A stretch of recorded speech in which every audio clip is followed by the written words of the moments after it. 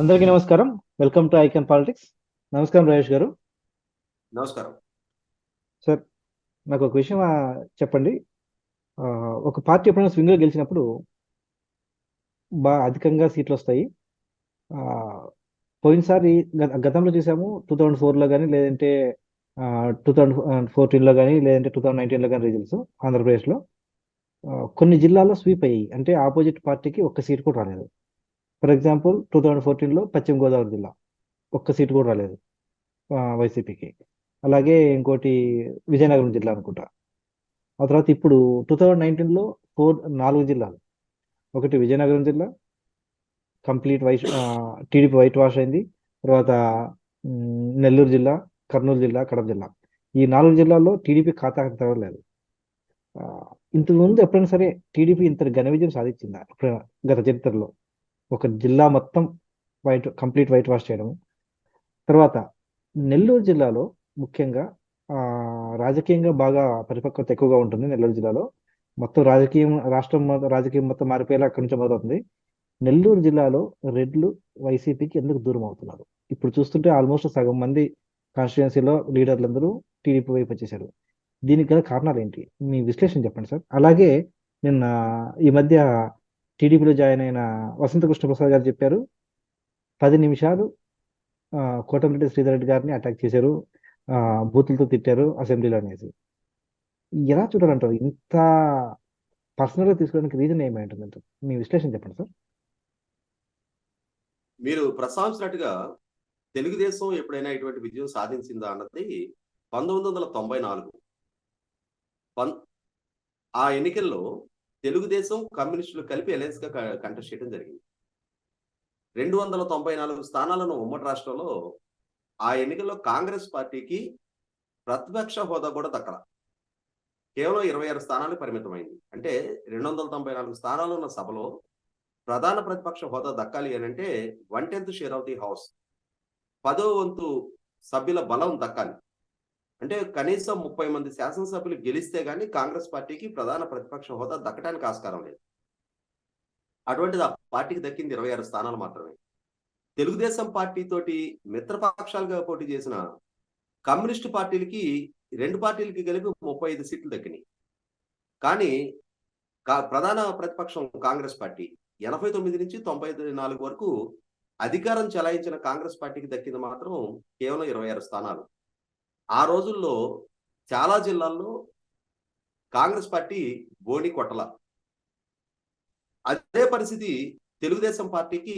అంటే చాలా మంది ఏమనుకుంటున్నారంటే తెలుగుదేశం పార్టీకి 2019లో దక్కిన విజయం ఎలక్షన్ చరిత్రలో, ఆంధ్రప్రదేశ్ రాష్ట్ర ఎలక్షన్ చరిత్రలో వర్స్ట్ కేసు అనుకుంటున్నారు. కానీ అది తప్పు. ఎందుకంటే 294 స్థానాలు ఉన్న సభలో కాంగ్రెస్ పార్టీకి 26 దక్కినాయి.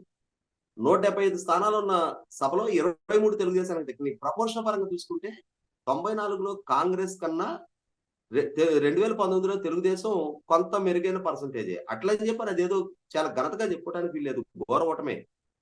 జగన్మోహన్ రెడ్డి గారికి ప్రజలు అద్భుతమైన విజయం కట్టబెట్టారు. 175 స్థానాలు ఉన్న సభలో 150 స్థానాలు కట్టబెట్టారు. మీరు ఇందాక ప్రస్తావించినట్టుగానే నెల్లూరు, కడప, కర్నూలు, విజయనగరం ఈ 4 జిల్లాల్లో ఒక్క సీటు కూడా తెలుగుదేశం పార్టీకి దక్కల. మీకు అంటే అసలు మొత్తం 52 స్థానాలున్న రాయలసీమలో తెలుగుదేశం పార్టీకి కేవలం 3 స్థానాలే దక్కినాయి. చిత్తూరు జిల్లాలో చంద్రబాబు నాయుడు గారు, అలాగే అనంతపురం జిల్లాలో బాలకృష్ణ గారు, పయ్యావుల కేశవ్ గారు. ఈ ముగ్గురు మాత్రమే తెలుగుదేశం పార్టీ నుంచి మొత్తం రాయలసీమ ప్రాంతాల నుంచి నెగ్గడం జరిగింది. నెల్లూరు జిల్లాలో పోటీ కొట్టలేదు. ప్రకాశం జిల్లాలో ఒక 4 నెగ్గారు. గుంటూరు, కృష్ణా జిల్లాలో ఇద్దరిద్దరు నెగ్గారు. ఇట్లా సెలెక్టివ్ గా ఆ జిల్లాలో ఇద్దరు, ఆ జిల్లాలో ఇద్దరు ఇట్లా తప్పితే గణనీయమైన సంఖ్యలో తెలుగుదేశం పార్టీ ఫలితాలు నమోదు చేయలేకపోయింది వాస్తవం. విశాఖపట్నం అర్బన్ పరిధిలో ఉన్న 4 నియోజకవర్గాలు తెలుగుదేశం పార్టీకి దక్కింది. వైసీపీ పార్టీ ఒక రకంగా శ్రీకాకుళం నుంచి అనంతపూర్ జిల్లా దాకా ప్రతి జిల్లాలో కూడా చాలా అద్భుతమైన గణనీయమైన సంఖ్యలో స్థానాలు దక్కించుకోగలిగింది. మరి ఇది 2019 నుంచి 2024 దాకా జగన్మోహన్ రెడ్డి గారి పరిపాలన గడిచిన తర్వాత ఇవాళ ఎందుకు జిల్లాల్లో మార్పులు వస్తున్నాయి? ఆయనకి క్లీన్ స్వీప్ దక్కిన జిల్లాల్లో ఇవాళ ఆ పార్టీకి ప్రతికూల ఫలితాలు వస్తాయి అని చెప్పిన అంచనాలు ప్రజల్లో ఎందుకు బలపడుతున్నాయి? ఆ శ్రేణులు ఎందుకు డిమోరలైజ్ అవుతున్నారు? ఆ పార్టీ నుంచి కీలకమైన నాయకులు ఎందుకు దూరం జరుగుతున్నారు అనేది మొట్టమొదటిగా జగన్మోహన్ రెడ్డి గారు ఆయన ఆత్మావలోకనం చేసుకోవాల్సిన అంశం. అది ఇంటర్నల్ గా వాళ్ళు సెల్ఫ్ అసెస్ చేసుకోవాల్సిన అంశాన్ని అదొక రాష్ట్ర సమస్యగా మార్చి, వాళ్ళ పార్టీతోటి విభేదించిన శాసనసభ్యులతోని గాని, నాయకుల్ని గాని దూషించడం అనేది, వ్యక్తిగత దాడులు చేయటం అనేది, వ్యవస్థలను అడ్డుపెట్టి వాళ్ళ మీద వేధింపులకు గురి చేయడం అనేది ఒక అస్త్రంగా ఎంచుకుంటా ఉన్నారు. ఈ అస్త్రాలని కాదనే కదా వాళ్ళు ఈరోజు మీ నుంచి దూరం జరిగింది.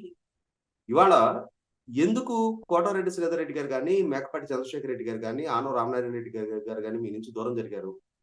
ఇక్కడ గమనించుకోవాల్సింది ఏంటి అంటే, మేకపాటి చంద్రశేఖర్ రెడ్డి గారు మేకపాటి రాజమోహన్ రెడ్డి గారి సోదరుడు.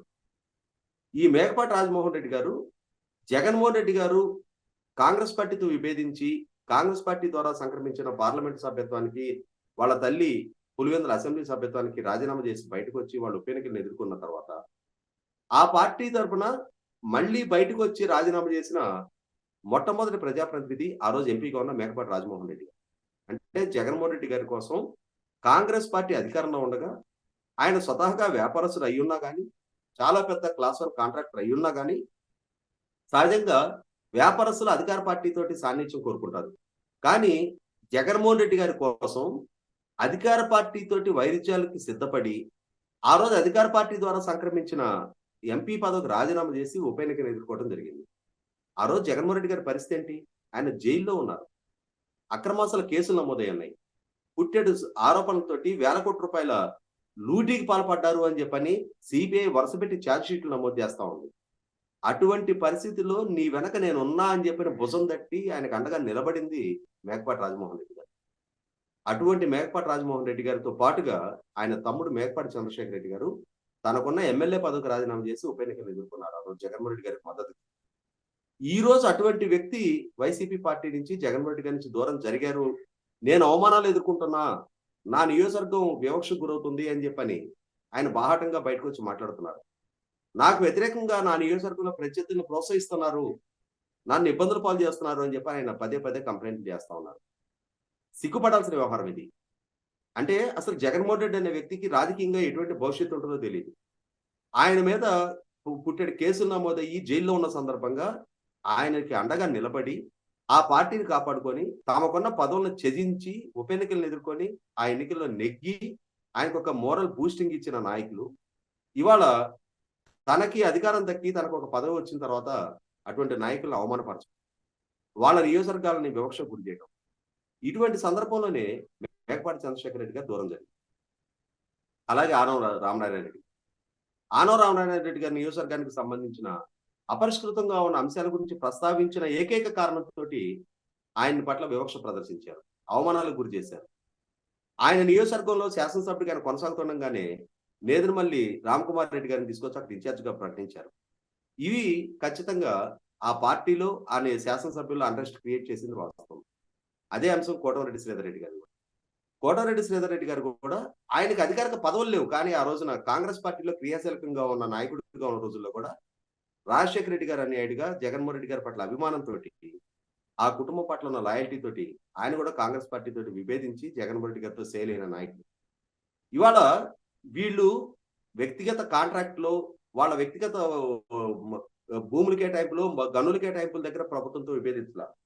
వాళ్ళు విభేదించింది జగన్మోహన్ రెడ్డి గారు తమ నియోజకవర్గాలకు సంబంధించిన అంశాలను పరిష్కరించట్లేదు, ఆయన ఇచ్చిన ఆదేశాన్ని అధికారులు పరిగణలోకి తీసుకోవట్లేదు, ఆయన రాతపూర్వకంగా జీవోలు ఇచ్చినా కూడా అధికారులు నిధుల కేటాయింపులు చేయట్లేదు, ఇది మా నియోజకవర్గ ప్రజల దగ్గర మమ్మల్ని ఒక డిఫాల్టర్లుగా మారుస్తుంది, మేము ప్రజలకు ఇచ్చిన వాగ్దానాలను నెరవేర్చుకోలేకపోతున్నాం, ఇవాళ అధికార పక్షంలో ఉండి కూడా ప్రజలకి సమాధానం చెప్పలేని నిస్సాయులుగా మిగిలిపోతున్నాం అని చెప్పని వాళ్ళు పదే పదే ప్రభుత్వం దృష్టికి తీసుకొచ్చిన, జగన్మోహన్ రెడ్డి గారిని కలిసి నివేదించిన, జగన్మోహన్ రెడ్డి గారికి మీడియా ముఖంగా విషయాలు తెలియజేసినా కూడా దాన్ని నెగిటివ్ గానే తీసుకుంటూ వచ్చారు. కానీ జగన్మోహన్ రెడ్డి గారు వీళ్ళు నా శాసనసభ్యులు, వీళ్ళకి పనులు చేయటం వల్ల ప్రజలకి నేను మేలు చేస్తున్నా, వీళ్ళకి ప్రజల్లో క్రెడిబిలిటీ కాపాడితే రేపు అంతిమంగా నా నాయకత్వం పాల్పడుతుంది అనే అంశాన్ని విస్మరించి ఆయన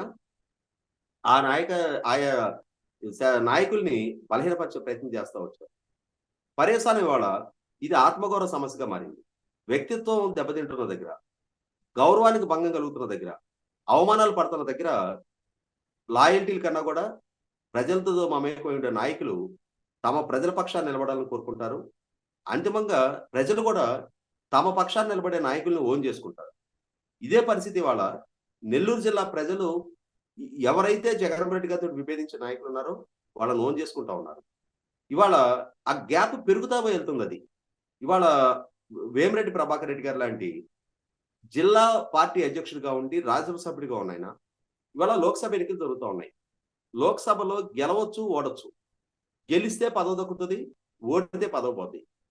గెలిచిన ఒకవేళ రేపు మళ్ళీ ఒక నెల రోజులకు 6 నెలలకు ప్రభుత్వాన్ని రద్దు చేస్తే ఆ పదవి రద్దు అయిపోతుంది. కానీ రాజ్యసభ సభ్యత్వం 6 సంవత్సరాల టెన్యూర్కి ఎంపిక కాబడిన తర్వాత ప్రభుత్వం గెలిపోవటంతో రాజ్యసభ సభ్యత్వం ఎఫెక్ట్ అవ్వదు. ఆయన పదవి 6 సంవత్సరాల పాటు కొనసాగుతుంది. అయినా సరే తన పదవి కాలం ఇంకా సంవత్సరాల తరబడి ఉండగానే ఇవాళ వేమిరెడ్డి ప్రభాకర్ రెడ్డి గారు ఆ పదవికి కూడా రాజీనామా చేసి ఇవాళ ప్రతిపక్ష పార్టీని ఎంచుకున్నారు అని అంటే ఖచ్చితంగా అక్కడ ఎదురవుతున్న సమస్య ఆత్మగౌరవ సమస్య. అవమానపడటం కన్నా ప్రత్యర్థి పార్టీలో చేరినా సరే మన గౌరవం దక్కించుకోవటం ముఖ్యం. ఈయన పట్ల లాయల్టీ చూపించిన మాత్రాన మనకు దక్కుతున్న గౌరవం ఏది అని చెప్పని వాళ్ళు ఫీల్ అవుతున్నారు కాబట్టి ఈ పరిస్థితి ఎదురవుతా ఉంది. మీరు ఇందాక ప్రస్తావించినట్టుగానే ఇది ఒక్క నెల్లూరు జిల్లాకు పరిమితం కాల, రాష్ట్ర వ్యాప్తంగా ఉన్న స్థానిక సంస్థల ప్రజాప్రతినిధుల నుంచి. ఎందుకనంటే ఇవాళ పంచాయతీలకి కేంద్ర ప్రభుత్వం ఇస్తున్న ఫైనాన్స్ కమిషన్ నిధుల దగ్గర నుంచి రాష్ట్ర ప్రభుత్వం కల్పించాల్సిన వెసులుబాటు కూడా కల్పిన పర్యవసానం ఇవాళ మీరు ఇందాక అన్నట్టుగానే రెడ్డి సామాజిక వర్గానికి సంబంధించిన చాలా మంది స్థానిక నాయకులు ఉంటారు. ఇవాళ మోస్ట్ ఇన్ఫ్లుయెన్షియల్ పీపుల్ వాళ్ళ గ్రామాల్లో. ఇవాళ జగన్మోహన్ రెడ్డి గారు, చంద్రబాబు నాయుడు గారు ఇళ్ళకెళ్ళి ఓటు అడగరు. గ్రామాల్లో ఇంటికెళ్ళి ఓటు అడిగేది అక్కడ ఉండే స్థానిక నాయకుడు. అతనికి ప్రజలతోటి అటాచ్మెంట్ ఉంటుంది. బూత్ దగ్గరికి వచ్చి ఓటు వేసేది అతని మొహం చూసేస్తారు. ఇవాళ అటువంటి వాళ్ళని ప్రజల ముందు ఒక డిఫాల్టర్ గా జగన్మోహన్ రెడ్డి గారు మార్చేశారు. ఆ మార్చిన పర్యవసానం ఇవాళ రూట్ లెవెల్ నుంచి పై స్థాయి వరకు, ఎంపీ స్థాయి వరకు చాలా మంది నాయకుల్లో తమ రాజకీయ భవిష్యత్తు పట్ల ఒక ఇన్సెక్యూరిటీ ఏర్పడింది. జగన్మోహన్ రెడ్డి గారితో ఇదే విధంగా చేయలేని పక్షంలో, ఆయన విధానాలు మార్చుకునే పక్షంలో రేపు రోజున ప్రజల్లో మనం పలచనవుతున్నాం, మన నాయకత్వం బలహీనపడుతుంది, మనకి పరువు ప్రతిష్టలకు భంగం కలుగుతున్నాయి అని చెప్పిన భావన ఇవాళ నాయకుల్లో ఏర్పడుతుంది. కాబట్టి 100కి 100 పాళ్ళు ఇవాళ నాయకులు జగన్మోహన్ రెడ్డి గారి నుంచి దూరం జరుగుతున్నది వాస్తవం. ఖచ్చితంగా జగన్మోహన్ రెడ్డి గారు తన ఒంటెత్తు పోకడంతో, అవగాహన రాహిత్యంతో, నేను సృష్టించిన పార్టీ, నేను కల్పించిన అవకాశాలు, నేను ఇచ్చిన పదవులు, ప్రజల్లో నాకున్న క్రెడిబిలిటీ, నా మొహం చూసి ఓట్లేశారు, నేను చేసిన పాదయాత్ర అనే ఆ నేను అనే తామసం వల్ల ఇవాళ ఆయన స్థానిక నాయకులకు కానీ, జిల్లా స్థాయి నాయకులకు కానీ, శాసనసభ్యులకు కానీ, ఎంపీలకు కానీ ఎవరికి వాళ్ళకి ఇవ్వాల్సిన గౌరవ మర్యాదలు ఇవ్వకుండా ఇవాళ మనం చూస్తా ఉన్నాం. అభ్యర్థిత్వాల ఖరారు దగ్గర తాడేపల్లి ప్యాలెస్ లో జగన్మోహన్ రెడ్డి గారు, విజయసాయి రెడ్డి గారు, వైవి సుబ్బారెడ్డి గారు, సద్దల రామకృష్ణారెడ్డి గారు, మిథున్ రెడ్డి, ధనుంజయ రెడ్డి 6 లోపల కూర్చొని మిగిలిన శాసనసభ్యులు మొత్తం బయట నిలబడి ఉండాలి. ఎవరికి పిలుపు వస్తే వాళ్లే లోపలికి వెళ్ళాలి. ఆ లోపలికి వెళ్ళిన తర్వాత జగన్మోహన్ రెడ్డి గారు వీళ్ళని కలవరు. ధనుంజయ రెడ్డి, సజ్జల రామకృష్ణారెడ్డికో వాళ్ళు నివేదించుకోవాలి, మా అభ్యర్థిత్వాల పరిస్థితి ఏంటి, మీరు ఎందుకు మా దగ్గర మార్పు చేర్పులకు ప్రయత్నం చేస్తున్నారు, మమ్మల్ని పరిగణలోకి తీసుకోండి అని చెప్పి వాళ్ళకి కట్ త్రోట్ గా సమాధానం చెప్తుంది వాళ్ళ ధనుంజయ రెడ్డి, ఒక ఐఏఎస్ అధికారి, సజ్జల రామకృష్ణారెడ్డి. ఈ విధంగా జగన్మోహన్ రెడ్డి గారు పార్టీని, నాయకుల్ని హ్యాండిల్ చేస్తున్న దగ్గర అది నెల్లూరు జిల్లాకు పరిమితం కాదు.